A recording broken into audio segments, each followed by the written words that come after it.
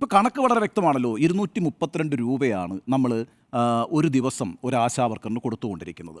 ആ 232 രൂപ എന്ന് പറയുമ്പോൾ ഏതാണ്ട് 13,500 രൂപയാണ് ഒരു മാസം ഒരു ആശാവർക്കറിന് കിട്ടുന്നത്. അത് 21,000 രൂപയായി വർദ്ധിപ്പിക്കണം എന്നുള്ളതാണ് അവരുടെ അടിസ്ഥാനപരമായ ആവശ്യം. അതായത് ഒരു ദിവസം 700 രൂപ ഞങ്ങൾക്ക് ലഭിക്കണം എന്നാണ് അവർ പറഞ്ഞുകൊണ്ടിരിക്കുന്നത്.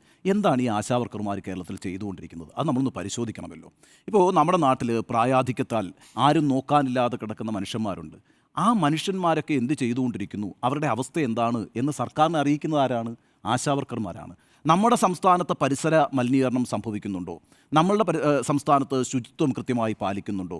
നമ്മുടെ സംസ്ഥാനത്ത് ഗർഭിണികളാക്കപ്പെട്ട സ്ത്രീകൾക്ക് അല്ലെങ്കിൽ ഗർഭിണികളായിരിക്കുന്ന സ്ത്രീകൾക്ക് കൃത്യമായി വൈദ്യസഹായം ലഭിക്കുന്നുണ്ടോ?